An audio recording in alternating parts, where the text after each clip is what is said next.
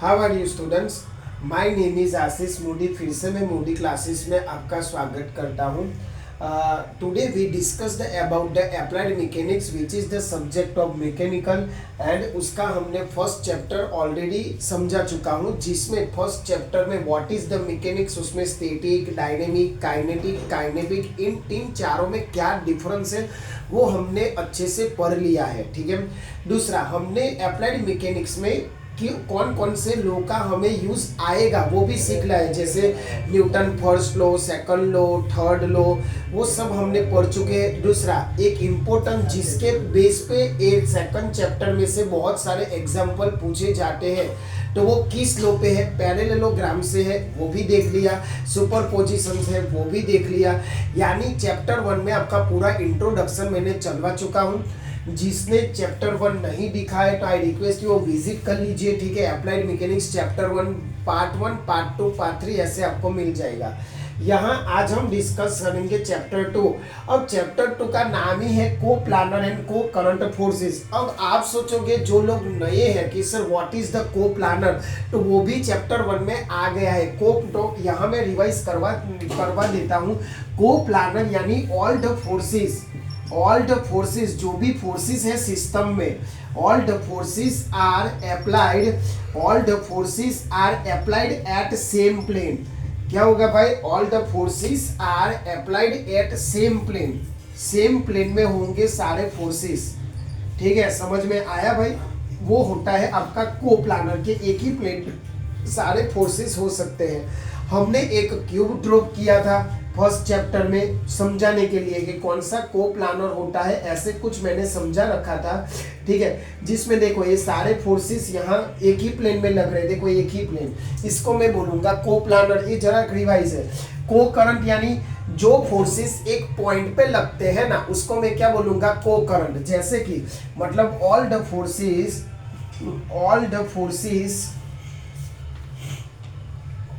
Forces are applied at one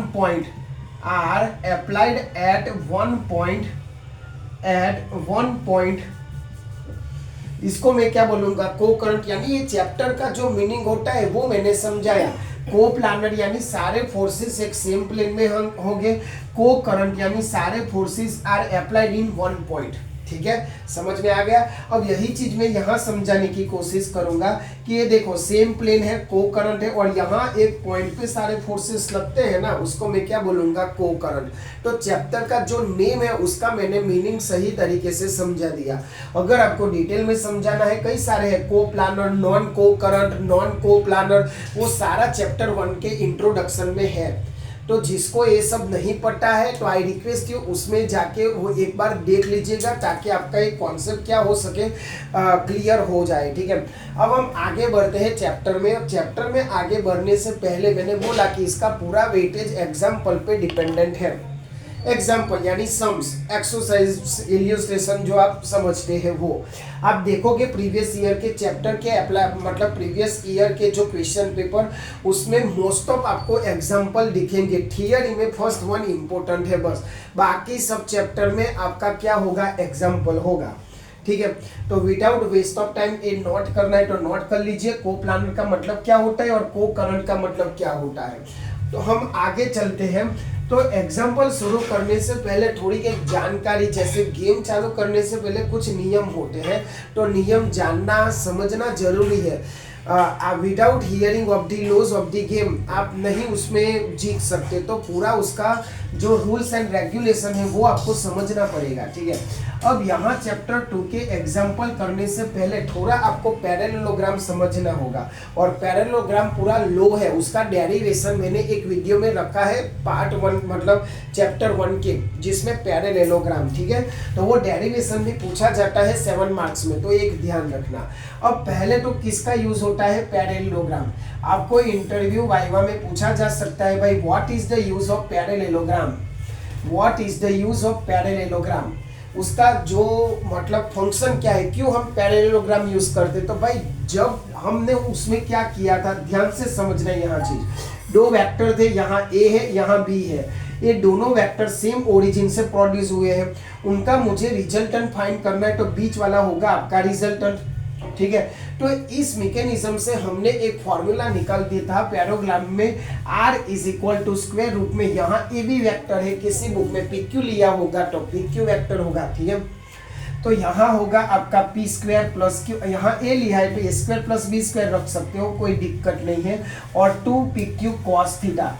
अब यहाँ cos theta कहाँ से आया वो पूरा डेरिवेशन में मैंने समझाया है। यहाँ एक ट्राइंगल लिया था, ऐसे एक ट्राइंगल लिया था राइट एंगल, जिसमें कॉस थीटा कंफर्टेबल है हमें वैल्यू फाइंड करने के लिए।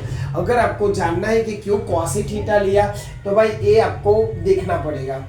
इससे मुझे क्या मिल जाएगा, रिजल्टेंट का मैग्नीट्यूड। क्या मिल जाएगा भाई, रिजल्टेंट का मैग्नीट्यूड मिल जाएगा। किसका मैग्नीट्यूड मिल जाएगा, रिजल्टेंट का, ठीक है। समझ में आया कि रिजल्टेंट यानी उसका मैग्नीट्यूड मिल जाएगा। But what about the direction, direction is very important. Direction के लिए हमने अल्फा रखा था उस जब डेरिवेशन करवाया था तब।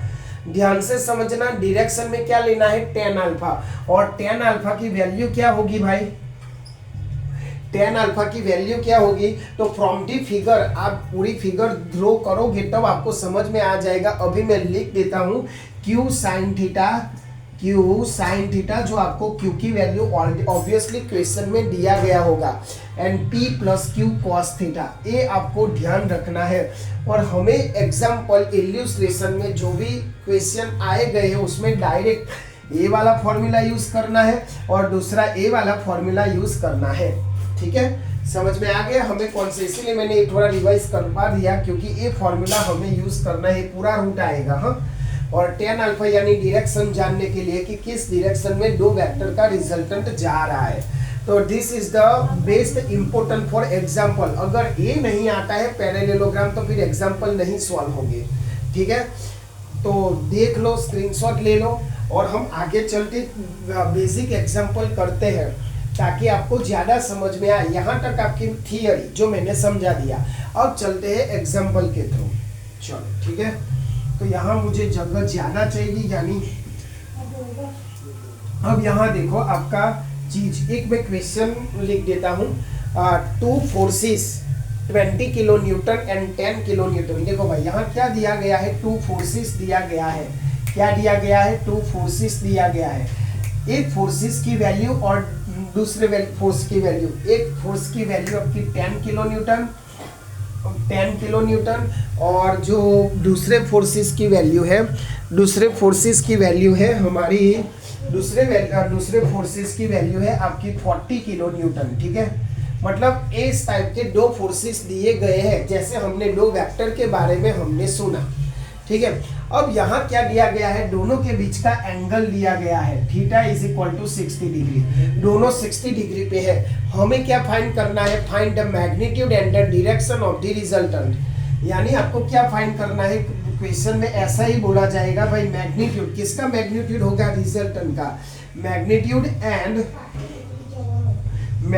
एंड डायरेक्शन ऑफ रिजल्टेंट क्या है, दोनों का रिजल्ट। चलो अब हमारा यहाँ पैरेललोग्राम लॉ यूज होगा। अब ध्यान से सुनना, पैरेललोग्राम का अभी हमने देखा तो क्या था भाई, P square plus Q square plus 2PQ cos theta, वो आपको पता है, ठीक है। अब यहाँ P कौन सा लेना है, तो यहाँ आपका जो 10 किलो न्यूटन है वो P ले लो और 40 किलो न्यूटन है वो। तो यहाँ में डेटा, ऑब्वियसली कोई भी एग्जाम्पल गिनने से पहले आपका डेटा लिख लो कि भाई क्या दिया गया है, उसी से आपको समझ में थोड़ा आ जाएगा। और यूनिट के साथ लिखना, P is equal to 10 kilo newton, ठीक है। Q is equal to 40 kilo newton, theta दिया गया है आपका 60 डिग्री। हमें क्या करना है, मैग्नीट्यूड यानी रिजल्टेंट फाइंड करना है, ठीक है। और उसका डायरेक्शन भी, डायरेक्शन यानी अल्फा भी हमें फाइंड करना है, अल्फा भी हमें क्या करना है, फाइंड करना है। चलो इतना क्लियर। अब जो भी वैल्यू आपको दी गई है उसमें वैल्यू पुट करो। अब देखो यहाँ आपको साइंटिफिक कैलसी की जरूरत पड़ेगी, मैं पहले वैल्यू बता देता हूँ आपको। अब देखो यहाँ पी स्क्वायर यानी 10 किलो न्यूटन प्लस यहाँ हो जाएगा आपका 40 किलो न्यूटन प्लस 2 यहाँ हो जाएगा आपका P की जगह 10, Q की जगह 40 और cos 60 की वैल्यू आपको पता होनी चाहिए।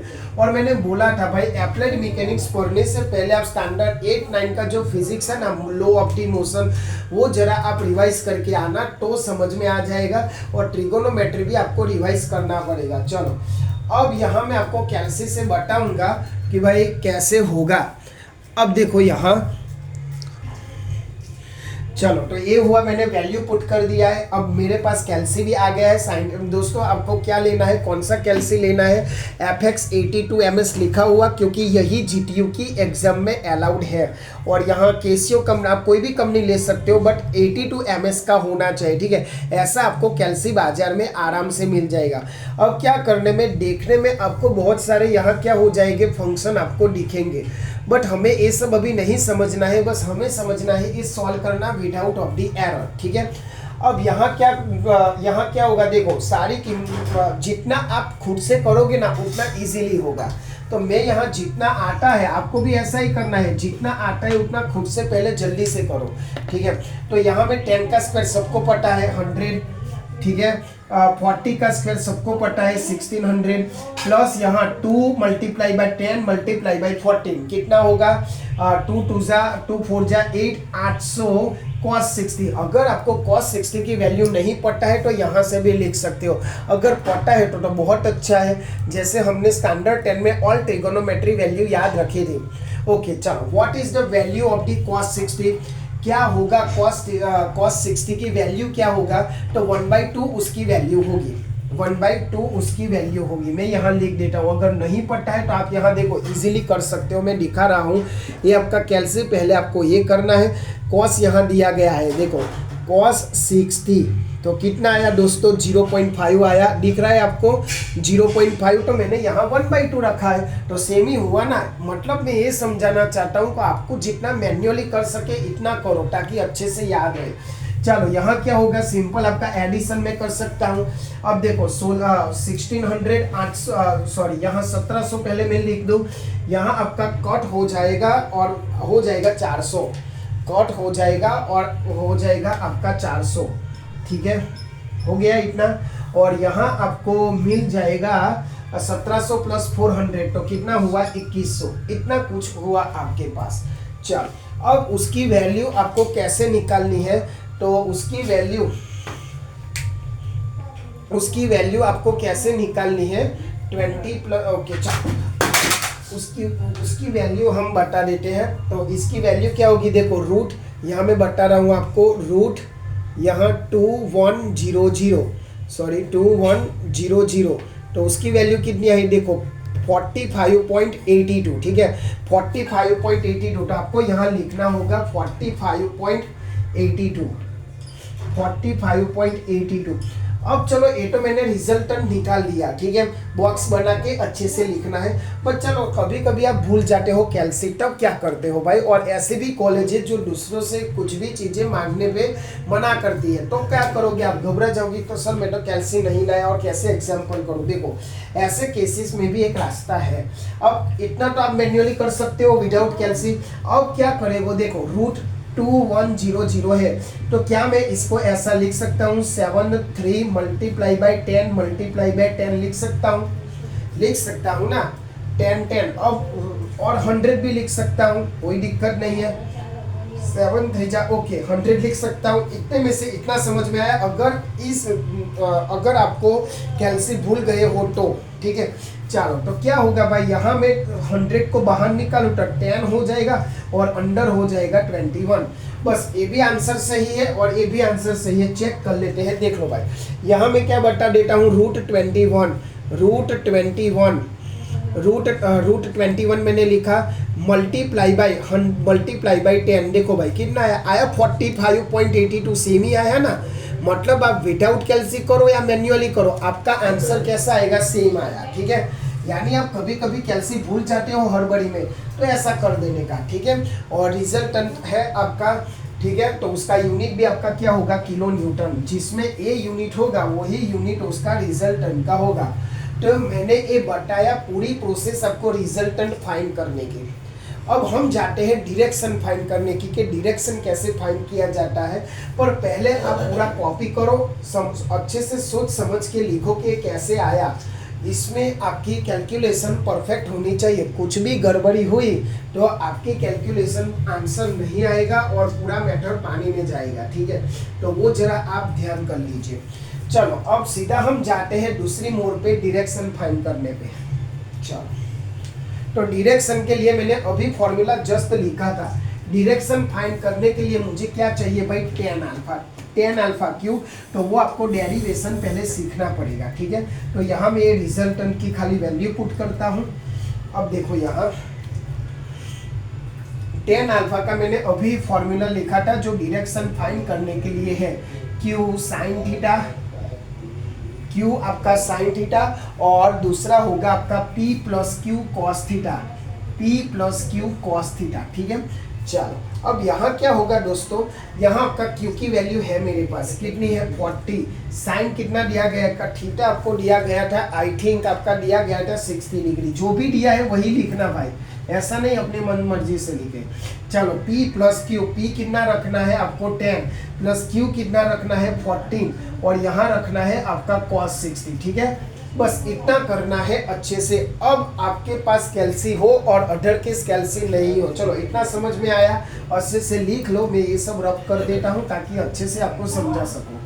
चलो अब यहाँ मैं मैन्युअली पहले वैल्यू पुट करता हूँ। 40 साइन 60 की वैल्यू होगी √3/2, जो आपको स्टैंडर्ड 10 से याद होगी। चलो यहाँ 10, हाँ कभी कभी हल्दबाजी में क्या करते हैं 10 + 40 कर देते हैं, नहीं करना है भाई 10 + 40, 10 + 40 नहीं होगा क्योंकि 40 के साथ cos 60 है, इसीलिए यहाँ होगा 10 + 40, cos 60 की वैल्यू क्या होगी भाई 1/2, ठीक है। तो ऐसा होगा, यहाँ मैं सिंप्लीफिकेशन देता हूँ, यहाँ हो जाएगा 20√3 अपॉन कितना होगा 10 + 20 होगा इतना, यहाँ 2 2 4, ए कट हो गया और ए कट हो गया, ठीक है। तो आपको यहाँ से ए फाइनल मिला। आप ये सीधा सीधा रूट कैल्सी में भी कर सकते हो, बस जितना मैन्युअली करो उतने आपके लिए अच्छा है, जल्द मतलब आपका टाइम नहीं बिगड़ेगा, ठीक है। चलो अब यहाँ क्या होगा 20√3 अपॉन 30, ऐसा कुछ आया। अब ए जीरो कट कर सकते हो, 2 × 2√3 अपॉन 3। अब इसको भी कैल्सी में करते हैं और विदाउट कैल्सी करते हैं। देखो ये मैं विदाउट कैल्सी करता हूँ और विद कैल्सी करता हूँ। अब रूट कैल्सी में क्या आता है देख लीजिए आप, देखो ये आपका 2 है, ठीक है, मल्टीप्लाई बाय √3, ठीक है। तो मेरा आंसर आया 3.464 डिवाइड बाय हमारे पास 3 है। देखो विद कैल्सी आया 1.154, ये क्या है आपका 10 अल्फा आया, ये क्या है आपका 10 अल्फा। अब मैं विदाउट कैल्सी करता हूँ, ठीक है, विदाउट कैल्सी। तो विदाउट कैल्सी में आपको थोड़ा दिमाग लगाना होगा। 3 को क्या लिख सकते हैं हम, √3 × √3 लिख सकते हैं। तो मैं यहाँ लिख सकता हूँ, देख लो अच्छे से, 2√3 अपॉन √3 × √3, तो ये हुआ, ठीक है 2/√3। अब 2/√3 को करो, देखो भाई 2/√3 को करो, 2/√3 आया 1.154, एग्जैक्टली सेम ही आंसर आएगा, ठीक है। कुछ घबराने की जरूरत नहीं है, 1.154, यानी आप डायरेक्ट कैल्सी से करो या अपने हिसाब से करो, सीधा आएगा। अब ये आंसर नहीं है हमारा, ये क्या है आपका 10 अल्फा आया, क्या आया 10 अल्फा। तो 10 अल्फा = 1.154, तो अल्फा = 10 इनवर्स 1.154, ओके। अब इसको विदाउट कैल्सी करने के लिए लॉग टेबल चाहिए, ठीक है। अगर लॉग टेबल नहीं है तो कैल्सी चाहिए। आपके पास 2 ऑप्शन है, लॉग टेबल और कैल्सी, और ज़्यादातर हम कंफर्टेबल है कैल्सी के साथ। देखो कैसे करते हैं 10 इनवर्स। देखो पहले आपको क्या करना है, 10 इनवर्स में ये आपका शिफ्ट वाला बटन है वो बटाना है, वो दबाना है, और यहाँ 10 इनवर्स आ जाएगा। दिख रहा है भाई सबको, ये आपका 10 इनवर्स आ गया। फिर 10 इनवर्स हमारे पास ब्रैकेट में कितना है, ब्रैकेट लगाओ नहीं लगाओ चलेगा, 1.154 और ब्रैकेट ओवर, तो आपकी वैल्यू आ जाएगी, देखो 49 डिग्री। कितनी आई 49 डिग्री, यानी 2 वेक्टर किस डायरेक्शन में होंगे, 49 डिग्री में होंगे। और यहाँ डिग्री लिखना जरूरी है भाई, यहाँ डिग्री लिखना क्या है जरूरी है, ध्यान रखना। और यहाँ रिजल्टेंट के साथ किलो न्यूटन और बॉक्स जरूरी है। तो ही आपको ये एग्जाम्पल सक्सेसफुल होगा। तो ये हुआ पूरा एग्जाम्पल 4 मार्क में पूछा जाता है, ठीक है। तो वो अच्छे से कर लो, अच्छे से लिख लो, कॉपी करो। हम दूसरा एग्जाम्पल देते हैं आपको सेल्फ स्टडी के लिए, जो बहुत इम्पोर्टेंट है आपके लिए, ठीक है। तो पहले आप एक कॉपी कर लो। दूसरा एग्जाम्पल है, मैं एक फिगर के साथ आपको देता हूँ ताकि आपको अच्छे से प्रैक्टिस हो, ठीक है। स्क्रीनशॉट ले लो और लिख लो। मैं आपको 2 मिनट देता हूँ। तो आई थिंक आप लोगों ने ले लिया होगा स्क्रीनशॉट या लिख लिया होगा। चलो हम दूसरे एग्जाम्पल की तरह आगे बढ़ते हैं। देखो दूसरे एग्जाम्पल में एक बार आपको जो एग्जाम में फिगर दिया गया था उसी से आपका resolution, resultant and direction find करनी थी। फिगर ऐसी थी, देखो भाई फिगर में क्या दिया गया था, एक फिगर दिया गया था, थोड़ा नीचे बना देता हूँ ताकि अच्छे से आपको दिखे। एक आपका सरफेस दिया गया था, बीच में एक ऐसा कुछ दिया गया था, ठीक है। यहाँ दो वेक्टर ऐसे कुछ दिए गए थे। यहाँ एंगल दिया गया था 40 डिग्री, ठीक है, और यहाँ एंगल आपका दिया गया है 30 डिग्री, ऐसा कुछ दिया गया है। दूसरी चीज यहाँ आपको यहाँ जो Q है वो 5 न्यूटन का लग रहा है और जो P है वो 10 न्यूटन का लग रहा है, ठीक है। चलो आपको क्या करना है, ये आपका थीटा होगा, मैं अलग पेन से दर्शा देता हूँ। ये आपका थीटा जो हमें फॉर्मूला आता है ना, जो R = P² + Q², यहाँ cos थीटा, ठीक है। तो थीटा यहाँ का रखना है और ये आपका अल्फा। अब थीटा डायरेक्ट मुझे नहीं दिया गया है, but mechanism of the angle, standard 6, obtuse angle, acute angle, right angle, reflex angle, वो लीनियर पेयर एंगल, वो आपको समझना होगा, तभी ये आपका बीच वाला थीटा मिलेगा। और अल्फा के लिए हमारे पास ऑलरेडी वैल्यू है, कौन सी, tan अल्फा वाली। इसका आंसर मैं बता देता हूँ, खुद से ट्राई करना। इसका रिजल्टेंट आ रहा है 9.52 न्यूटन। यहाँ देखो न्यूटन में है, इसीलिए मैंने न्यूटन में लाया रिजल्टेंट। और थीटा आपका कितना है, थीटा वो आपको ढूंढना है, क्योंकि थीटा बता दूंगा तो आप ऑब्वियसली कर दोगे। और अल्फा है आपका 29.54 डिग्री आपकी डायरेक्शन होगी। तो मैंने आंसर भी बता दिया आपको। Figure from the figure draw करना है, कुछ सेंटेंस नहीं दिया गया दिस इज जैसे मैंने पहले से करवाया, वो नहीं है। फ्रॉम दी फिगर आपको पूरा एग्जाम्पल सॉल्व करना है। आई होप आप अच्छे से कर पाओगे, अपने खुद से करना है, ऐसा नहीं गूगल में से मैंने छापा मारा, ऐसा नहीं, आप खुद से ट्राई करना, तो आपको प्रैक्टिस पड़ेगी और थीटा फाइंड करना अच्छे से। और जो भी मैंने कराया आज वो अच्छे से रिवीजन करना, अपने फ्रेंड्स तक भी पहुंचाना, ताकि उनको भी समझ में आए कि कैसे कैल्सी यूज करना है, क्या इंपॉर्टेंस है उनका। हर फ्रेंड के पास ये जाना चाहिए, उनको शेयर करो, लाइक करो, ठीक है। और हर बार की तरह मैं इतना ही कहूँगा, आप ऐसा काम करो कि दुनिया करना चाहे आपके जैसा। जय हिंद, जय भारत।